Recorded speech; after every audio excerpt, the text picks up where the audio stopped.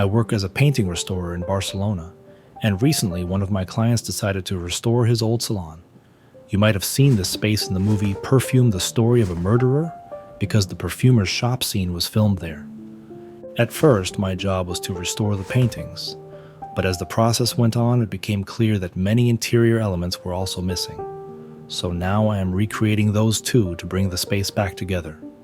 We agreed in advance on how much time I would spend on each miniature, and in this video I will show you exactly how I make them.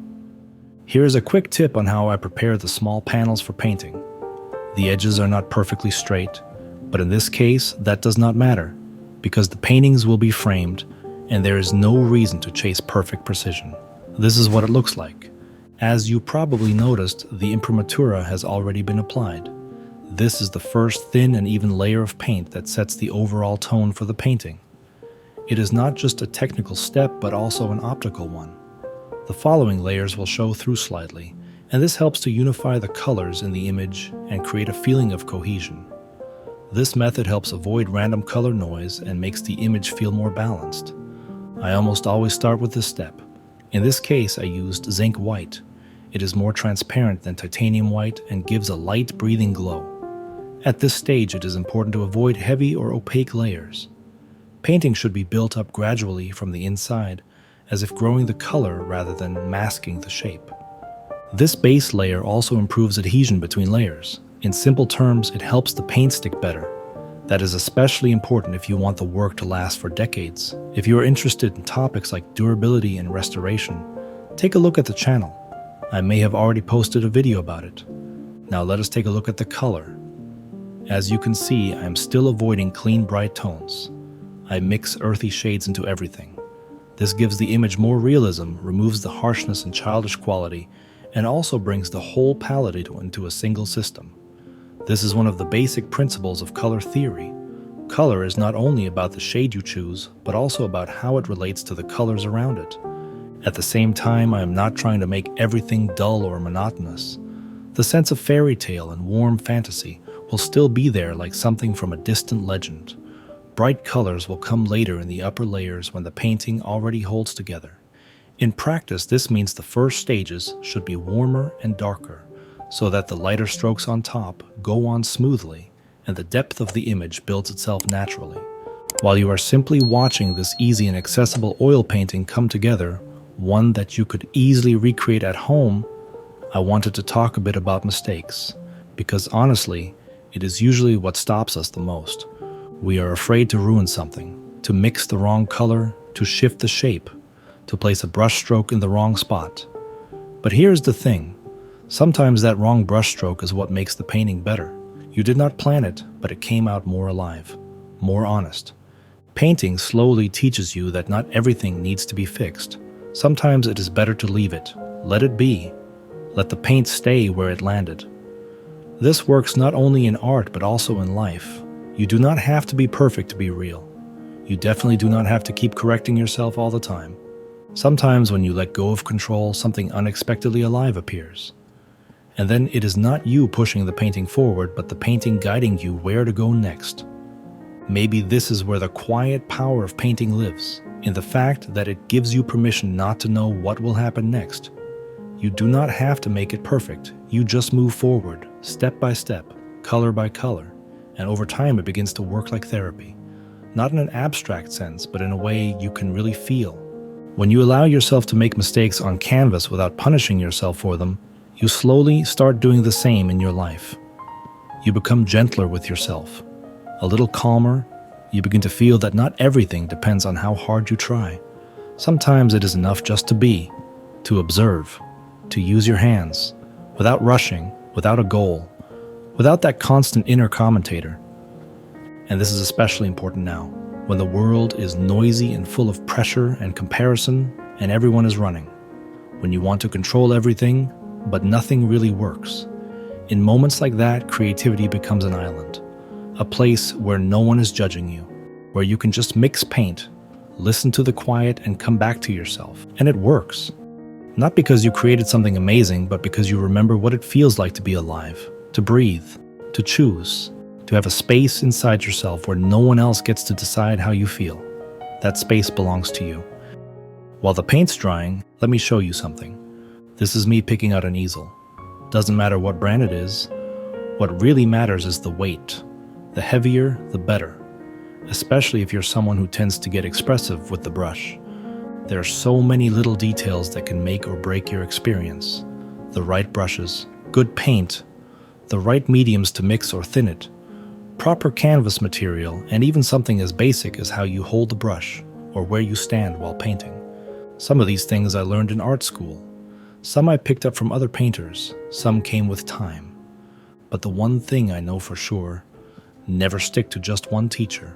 Learn from many and eventually you'll find your own voice. If you're curious, I put together a painting course. It's for beginners, but also for anyone who wants to ground their practice in real technique. It costs about as much as filling up your car, but way less depressing. You pay once and get access for as long as you need. Links in the description. Back when I was studying at the academy, we had this one professor everyone feared and talked about behind his back. His name was Igor Pavlovich, and for some reason he always smelled like lavender and diesel. We had theories. Some said he lived on a boat, others were convinced he owned a car wash. One guy claimed he was actually Mad Max, and once someone seriously suggested that he just drank whatever he could find. He taught composition and never gave direct instructions. He would walk up to your easel, stare for a full minute, then say something like, "Are you sure this object wants to be here?" So you would sit there, staring at a bottle in your still life, wondering whether it had free will. Or you'd be painting a group of cubes, and he'd go, "So where's the roundness?" Or just quote something from the Bible or a forgotten movie. And then he'd leave. It was one of those situations where you're fascinated and completely lost at the same time. One day, everything was going terribly. We were painting an interior from life, some staircase, a pile of boxes, a bunch of weird chairs under a broken lamp wrapped in duct tape. Nothing was working. The colors were arguing, the perspective fell apart, and at some point I just started throwing down brushstrokes at random. Not because I had a plan, I just didn't want to waste paint. I was tired, hungry, and done caring. I let my hand go into autopilot and let the brush do whatever it wanted. That's when Igor Pavlovich came up behind me, watched silently, then asked, "Do you actually know what you're doing?" I said honestly, "Not at all, I'm just painting." He nodded. "Good, you finally sound like an artist." I didn't know if that was encouragement or sarcasm, but I kept going. Maybe you're expecting me to say that suddenly everything came together, or that the staircase turned into a poetic space, or the weird colors finally harmonized. No, not even close.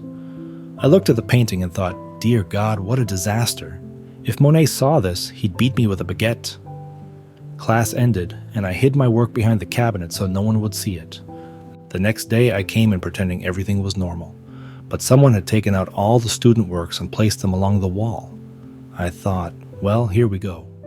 Igor Pavlovich was stirring his espresso with his tiny silver spoon. Students started arriving, and then the dean walked in. She announced there was going to be a student exhibition, and each group would send in 2 works. And then they took mine. The dean said it showed an unusual perspective and a non-standard approach. Igor Pavlovich looked at me and raised an eyebrow. In Eastern Europe, that's considered high praise. Since then, I'm not so afraid when things don't go according to plan. Sometimes the plan gets in the way of the painting. What matters more is letting go and finding a little freedom in the process. In the meantime, you might have noticed that our painting is slowly coming together. Maybe a bit oddly, not exactly by the book, but it's taking shape. And I mean that quite literally. Some of you with a sharp eye probably caught me messing up the shadow, twice. I'm talking about that triangle-shaped cast shadow on the house wall. If you remember, I first painted it as light, then again, and only now have I finally corrected it. Was that a mistake? Well, yeah, you could call it that. But would you have known if I hadn't pointed it out? That's the thing about painting, every piece has mistakes. At least if we measure it by classical theories of composition, value, color, and so on. But the creative process is not about avoiding mistakes. It's about searching, shaping a thought through paint and brush. That's the core of it, the process. You lay down some color, adjust it, add a detail, shift something else only to realize the next day that you probably should have painted the whole thing in the opposite hue. Right now, I'll start working more into the shadows and tweak the light a little. In the meantime, you can just watch as structure slowly emerges from the mess. Sometimes it really does feel like it happens on its own. I quite enjoy these little marks, the bricks, the tree branches. As you can see, I'm not using many colors. And that's actually one way to keep harmony in a painting. A limited palette isn't just a technical choice, it's a mindset. When you've only got 3 or 4 tubes instead of 20, you start digging deeper into nuance. The same color feels warm or cool depending on what you place next to it. And that's exactly where painting begins in that subtle play. Historically, this isn't new. Velázquez, oddly enough, worked with a strikingly modest palette with white, ochre, black, a touch of red. That was enough to paint the entire Spanish royal court. Even the French Impressionists, for all their color boldness, usually imposed limits they'd restrict how many pure hues they used, just to keep harmony from slipping away. Because once you have too many options, the painting starts to get noisy. In this piece, I'm sticking to something similar, no neon splashes, just earthy tones, ochres, whites, and a hint of coolness. It not only brings cohesion, but makes you more deliberate. When you've got only one cool tone, you really think hard before you use it. And now about those thin lines you might have noticed here and there. They're leftovers from the very first sketch, the one drawn on top of the underpainting. I covered it in most places, but in some, it stayed. It shows through, catches the light, clings to the form. And I decided to leave it, not out of laziness, but because it adds vibration. To be honest, it's often those unintentional marks that bring life into a painting, a kind of energy you can't plan. It's like a time signature, as if the painting remembers how it started. I like it when a piece doesn't look polished to death.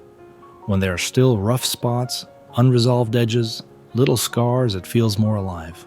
Of course, that's a matter of taste. Some people love that flawless, glossy finish, but me, I'll take painterly honesty any day. By the way, why this particular scene? Well, it's very much inspired by the local countryside, the kind of rural areas where old buildings are everywhere. And in places like this, it's actually more common to find homes that are a few hundred years old than anything new. There's something magical about that.